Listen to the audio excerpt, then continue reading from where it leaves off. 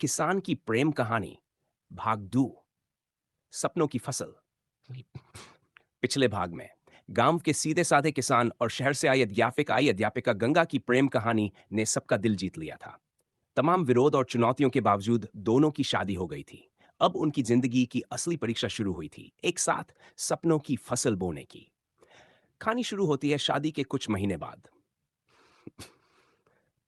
गंगा अब पूरी तरह गांव की हो गई थी। सुबह चूल्हे पर चाय बनाती, फिर अर्जुन के साथ खेतों में काम पर निकल जाती। अर्जुन ने पुराने बीजों की जगह अब ऑर्गेनिक खेती का प्रयोग शुरू किया था। दोनों ने एक नया सपना देखा था, रामपुर को जैविक खेती का उदाहरण बनाना। लेकिन सपने बोना आसान है, उन्हें उगाना कठिन। पहली दिक्कत आई, बारिश वक्त पर नहीं हुई। खेत सूखने लगे। गंगा चिंतित हो गई, बोली, क्या हम नहर से पानी ला सकते हैं? अर्जुन ने निराश होकर कहा, सरकारी नहर का पानी तो बस नाम का है, हमें कुछ और सोचना होगा। गंगा ने सुझाव दिया, क्यों न हम वर्षा जल संचयन करें, छतों से पाइप लगाकर टैंकों में पानी जमा करें। अर्जुन को यह विचार पसंद आया। दोनों ने गांव के कुछ नौजवानों को साथ लिया और शुरू की एक नई मुहिम, जल बचाओ खेत बचाओ। धीरे धीरे गांव के दूसरे लोग भी जुड़ने लगे। पर असली चुनौती तब आई जब गांव का पुराना जमींदार ठाकुर रतन सिंह इस बदलाव से नाराज हो गया। वो रासायनिक खाद और बीज बेचने वाला था और उसकी आमदनी घट रही थी। उसने पंचायत में आरोप लगाया, अर्जुन और गंगा गांव की परंपराओं से खिलवाड़ कर रहे हैं, उनके ये नए तरीके सबको बर्बाद कर देंगे।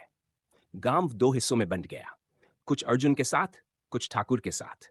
अर्जुन और गंगा को निराशा हुई, लेकिन हार मानना उनकी आदत नहीं थी। गंगा ने अर्जुन का हाथ पकड़ा और कहा, जिस मिट्टी से हमारा प्यार फूटा वही हमारी ताकत है। चलो एक खेत ऐसा बनाते हैं जो खुद बोले कि जैविक खेती क्या कर सकती है। अर्जुन और गंगा ने अपने खेत को मॉडल फार्म बना दिया। खुद खाद तैयार करते कि कीटों को भगाने के लिए नीम और गोमूत्र के घोल का इस्तेमाल करते। दिन रात मेहनत की। छेमा जब बाकी गांवों की फसलें रोगों से खराब हो गई और अर्जुन के खेत में हरियाली लहरा रही थी, तब सबकी आंखें खुल गई। यह नजारा देखकर खुद ठाकुर रतन सिंह पंचायत में आया और बोला, मैंने विरोध किया था, लेकिन आज मानता हूं कि तुम दोनों ने गांव का नाम रोशन किया है। मुझे माफ कर दो। अर्जुन ने हाथ जोड़कर कहा, हमारा मकसद जीतना नहीं, बदलना था। और आप जैसे बुजुर्गों का साथ मिला तो हर गांव बदल सकता है। इसके बाद गांव की तस्वीर ही बदल गई।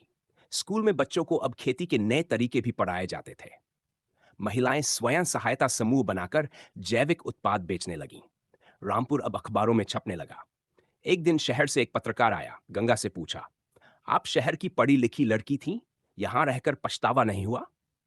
गंगा ने मुस्कुराकर कहा, जहां प्यार हो वहां पछतावा नहीं होता। यहां मुझे मेरा अर्जुन मिला और हमारे सपनों की जमीन भी।